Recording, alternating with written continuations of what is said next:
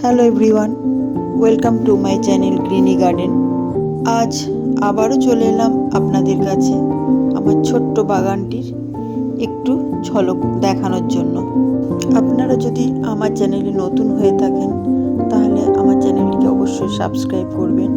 আর যদি আমার চ্যানেল আপনাদের ভালো লাগে, আমার ভিডিও যদি আপনাদের পছন্দ হয়, তাহলে অবশ্যই বন্ধুরা লাইক করবেন, কমেন্ট করবেন। আপনাদের লাইক কমেন্ট আমাকে উৎসাহিত করে তোলে। তো চলুন বন্ধুরা, দেখা যাক আমার বাগানে কি কি চারা গাছ শীতের তৈরি হয়েছে। তো প্রথমেই দেখুন বেগুন গাছ।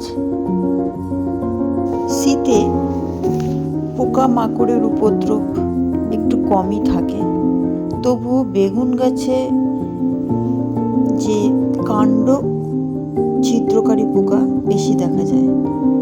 এখনো এই চারা গাছগুলোতে এখনো পোকামাকড়ের উপদ্রব হয়নি। গাছেদের বেড়ে ওঠার জন্য উপযুক্ত পরিবেশ প্রয়োজন, পর্যাপ্ত পরিমাণে রোদ, জল আর একটু যত্ন। এই কপি গাছগুলো আমি যে বসিয়েছি তার মধ্যে কিছু গাছের গ্রোথ খুবই ভালো, আর কিছু কিছু গাছের গ্রোথ একদম নেই বললেই চলে। জানি না কেন এরকম, কিন্তু একসঙ্গেই সব গাছগুলো বসানো। আর এই যে ক্যাপসিকাম গাছ, গত বছরের ক্যাপসিকামের চারা থেকেই বীজ থেকে চারা তৈরি করেছিলাম এবছর, কিন্তু গাছগুলোর গ্রোথই নেই। লঙ্কা গাছ আর ক্যাপসিকাম গাছের পাতা শুধু কুঁকড়েই যাচ্ছে, কিছুতেই বাড়াতে পারছি না গাছগুলো। বিনসের চারা লাগিয়েছিলাম, এই যে আবার একটা পাতা কুঁকড়ে গেছে। এই যে জবা গাছগুলো দেখছেন, এগুলো এবছরই বর্ষায় ডাল থেকে কাটিং তৈরি করেছিলাম, প্রত্যেকটা আলাদা আলাদা ভ্যারাইটির। এটা হলুদ, কুঁড়িও ধরেছে, দেখা যাক কুঁড়িগুলো থাকে কিনা। এটা সাদা রঙের জবা, দেশি জবা। মোটামুটি সব গাছগুলোই হেলদি আছে। এই যে গন্ধরাজ গাছটাও কাটিং থেকে তৈরি করেছিলাম, এতেও কুঁড়ি ধরেছে। এই কুন্দ ফুলের গাছটা, এরও পিঞ্চিং করে দিয়েছিলাম, আবার নতুন করে ডাল বেরোচ্ছে।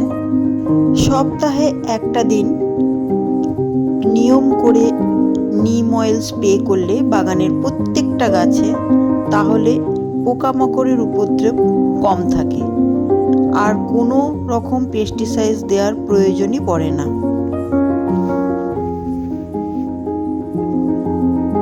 যে মূলো বীজাগুলো লাগিয়েছিলাম সেগুলো থেকেও চারা বেরিয়েছে,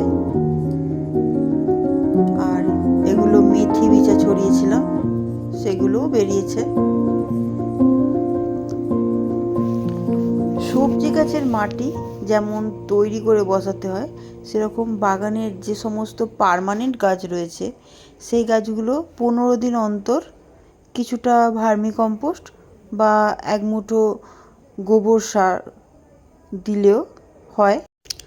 তো বন্ধুরা, এখনও শীতের অনেক গাছ বসানো বাকি। আজ আমার বাগানের এটুকুই দেখানোর ছিল।